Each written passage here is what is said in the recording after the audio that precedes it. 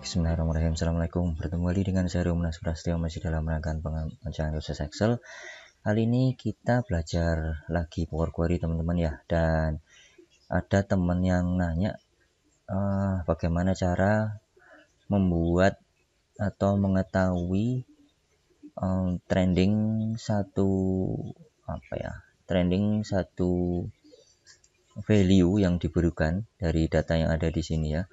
Akan tetapi juga bisa dipilih berdasarkan tahunnya. Jadi yang dimaunya adalah seperti ini kurang lebih pertanyaannya ya Bang. Saya punya data seperti ini. Adanya kolom adalah tahun, bulan, dan tanggalnya atau D-nya ya. Kemudian ada data-data penjualannya di tahun tersebut, di tanggal tersebut.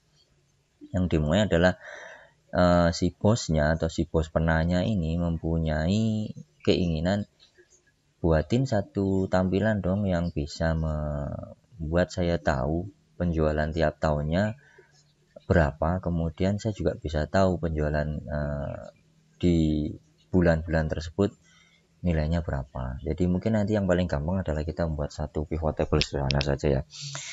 Dan tambahan juga mungkin nanti setelah ini saya juga akan buat satu tutorial yang sama di sini ya dengan data item yang sama, tetapi nanti akan saya buat dengan Power Query ya.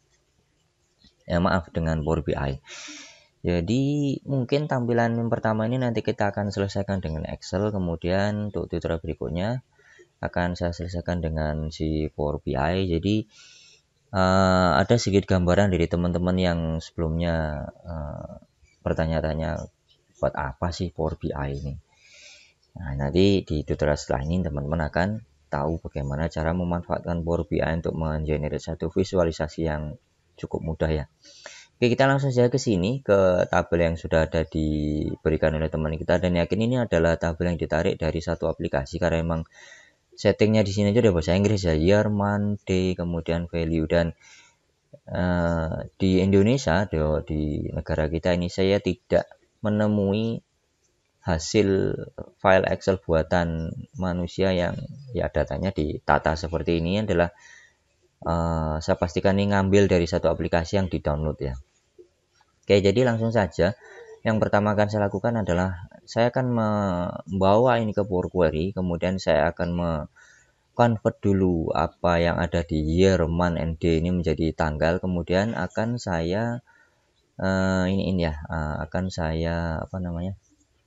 buat satu pivot table berdasarkan value di sini sehingga nanti kita bisa memanfaatkan timeline ya.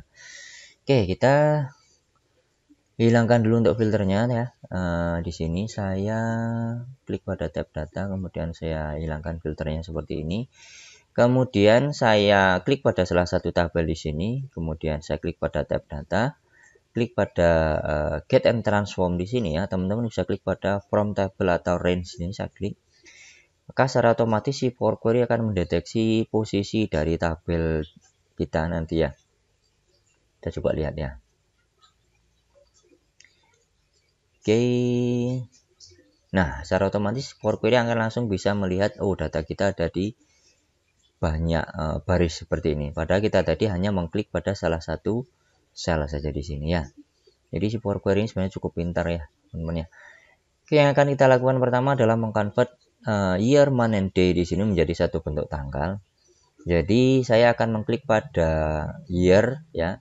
Oh ya, ingat teman-teman, urutan kita mengklik kolomnya nanti sangat berpengaruh. Jadi harus diklik pada tahun dulu, kemudian bulan, kemudian tanggal di sini ya. Jadi saya klik pada year dan tekan pada control, klik pada month, tekan pada day ya, seperti ini sehingga 3 kolom terpilih seperti ini. Lalu saya akan mengklik pada transform. Kemudian saya pilih pada merge, mana merge ya? Merge. Segedein dulu lah. Merge, mana sih si merge? Nah, ini merge kolom ya. Jadi saya gabungkan ketiga kolom di sini menjadi satu kolom ya. Saya klik pada merge kolom. Kita tunggu pop-upnya muncul. Kemudian saya pilih untuk separatornya, saya pilih koma saja ya. Koma seperti ini. Saya namai dengan misalnya tanggal. Saya klik OK. Ya. Kita di sini sudah mempunyai satu kolom baru dengan nama baru yaitu tanggal dengan hasil dari penggabungan tahun, bulan, dan tanggal yang sudah kita buat tadi ya. Kita tinggal mengkonvert apa yang ada di sini, data yang ada di sini menjadi bentuk tanggal, karena kita lihat di sini masih tipe datanya masih bertuliskan ABC yang menandakan masih bertipe teks. Jadi kita convert dulu menjadi tanggal dengan cara mengklik pada ABC yang ada di sini ya. Kemudian klik pada date. Oke, sudah menjadi date ya, sudah menjadi format tanggal. Oke, langkah kita berikutnya adalah membawa ini ke dalam boleh ke data model, boleh ke Excel, tapi saya lebih suka membawa langsung saja ke ini ke apa ya, ke Excel langsung atau ke data model ya, biar nanti teman-teman nggak bingung ya. Ke data model aja. Oke, jadi saya klik pada tab home, kemudian klik pada close and load, saya klik pada close and load to ya. Di sini akan muncul pop-up seperti ini, import data. Ada pilihan table, pivot table, report, pivot chart, dan banyak lah. Teman-teman bisa menambahkan ini ke add this data to data model seperti ini jika nanti kedepannya teman-teman ingin mengolah data-data yang tadi kita olah ya, yang tadi kita mainkan di Power Query, dan kita ingin melakukan sedikit apa ya istilahnya penambahan data di pivot table-nya, bisa menggunakan add this data to data model, atau jika teman-teman ingin langsung membawa ini ke pivot table juga boleh, nanti bisa klik aja di pivot table di sini ya. Tapi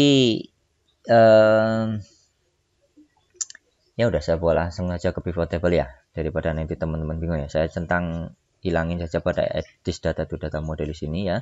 Saya pilih pada pivot table, saya klik pada existing worksheet di sini ya. Saya taruh di sampingnya di sini. Saya klik OK. Nah, kita akan diberi satu blueprint pivot table di sini ya. Kemudian kita tinggal mengklik dan drag untuk tanggal ke row ya, kemudian untuk value ke value di sini ya. Kita sudah mempunyai satu pivot table yang manis ya. Coba kita buang dulu untuk tahun. Nah, kita sudah mempunyai satu penjabaran dari data-data kita ya. Ini saya copy dulu ya, Ctrl Shift down, kemudian saya klik kanan. Kenapa saya copy kemudian saya paste value? Ya, saya copy dulu kemudian saya paste value. Ingat, ini rumusnya masih range between, jadi setiap kali ada perubahan di sel dia akan berubah angkanya. Jadi biar nggak berubah, saya copy kemudian saya paste value sebenarnya. Copy kemudian saya klik kanan lagi, saya paste value. Oke, angkanya tetap. Kita refresh dulu data, kemudian refresh ya, angkanya sudah berubah. Oke, dengan satu langkah mudah tadi kita sudah mempunyai satu laporan. Bahkan dengan menggunakan pivot table kita tidak perlu report-report, kita sudah mempunyai drill down dari quarter berapa saja yang ada di tahun-tahun yang disebutkan ya. Balik lagi seperti tadi yang diminta oleh si bosnya tadi, teman penanya ya, ingin mengetahui penjualan pada tahun-tahun tertentu dengan laporan yang simpel saja. Jadi kita bisa mengklik pada timeline, diklik pada pivot table-nya, kemudian klik insert, pilih pada timeline di sini, centang pada tanggal, kemudian klik OK. Nah, kita sudah mempunyai penjualan ini di tahun berapa saja ya, laporan lah istilahnya ini ya. Jadi saat ini saya lebarkan dulu ya. Jadi saat si bosnya pengen melihat misalnya tahun ya, ini ada bulan, kemudian ada tahun 2020, kemudian ada bulan di sini months ya. Teman-teman bisa mainkan di sini, bisa menggeser ke tahun berapa yang diinginkan, misalnya tahun 2018 untuk Agustus sampai Desember misalnya, tinggal klik dan drag seperti ini. Nah, kita sudah mempunyai data di bulan Agustus sampai sampai Desember. Kita tinggal drill down yang ada di sini. Ternyata pada tahun 2019 kita mempunyai penjualan di quarter 4 saja di bulan Oktober ya. Jika tidak ingin ribet seperti ini menggeser-geser, teman-teman bisa klik pada months di sini, centang pada year. Nah, kita akan mempunyai jajaran tahun. Kita bisa memilih berdasarkan tahun. Kita klik pada 2017. Ini adalah penjualan tahun 2017. Ini saya expand dulu ya biar semuanya terlihat datanya. Saya klik pada pivot table-nya, kemudian klik pada pivot table analyze, kemudian saya pilih pada collapse expand. Nah, seperti ini. Klik pada 2018, datanya sudah berubah ya, 2018, kemudian klik pada 2019, ini datanya penjualan pada 2019, 2020 juga demikian ya. Jadi dengan pivot table ini cukup gampang kita merekap data-data yang ada di sini ya. Jika teman-teman tidak menginginkan ada quarter di sini, bisa klik pada pivot table-nya, buang saja si quarternya di sini. Plung, seperti ini ya. Jadi sudah terkelompokkan berdasarkan bulan, kemudian nilai value-nya ya. Kemudian jika teman-teman ingin mengetahui apakah penjualan ini kan datanya berupa sum ya, rata-rata penjualannya berapa, tinggal klik pada kolom sum di sini, kemudian boleh di double klik seperti ini, double klik, nah akan muncul pop-up seperti ini ya. Atau teman-teman boleh klik pada salah satu data di pivot table di sini, kemudian akan muncul pivot table field seperti ini. Pergi pada value di sini, klik tanda panah di bawah seperti ini, pilih pada value field setting. Kita akan berakhir pada pop-up yang sama seperti tadi ya. Jika ingin menginginkan pada item rata-rata, pilih pada average, double klik. Nah, kita akan sudah mendapatkan rata-rata penjualan pada tahun 2017, kemudian pada bulan Januari sekian, Maret sekian, Mei sekian, dan Agustus sekian, dan seterusnya ya. Bila ingin melihat pada tahun-tahun yang lain, misalnya tahun 2018, klik saja di sini ya. Akan menampilkan semua data-data rata-rata penjualannya ya. Pak, namanya tidak bagus, average of value ya, diganti saja di sini ya. Misalnya penjualan. Jika rata-rata itu tambahin saja rata-rata seperti ini ya. Oke, jika memang penjualannya nggak di rata-rata ya dihilangin saja untuk rata-rata di sini. Seperti ini. Delete, kemudian kita bisa ganti formulanya tadi. Tadi kan rata-rata ya, kita double klik lagi, kita pilih pada sum, klik OK. Sudah menjadi sum ya. Jadi ini saya ganti saja menjadi dengan penjualan. Oke, kemudian klik pada 2020, 2019, 2018 dan lain sebagainya. Ini juga bisa diganti kok, misalnya di sini dengan bulan. Ya. Mungkin seperti ini solusi dari saya, cara gampang membuat satu laporan yang ada di data teman-teman yang sudah dibuat tadi. Jika memang nanti teman-teman memerlukan data-data ini disajikan pada satu laporan, misalnya laporan tersendiri seperti ini ya, misalnya ini laporan divisi, misalnya seperti ini ya, penjualan. Biasanya kan ada banyak keterangan-keterangan dan data-data di bawahnya, misalnya apalah seperti ini. Kemudian ada misalnya total penjualan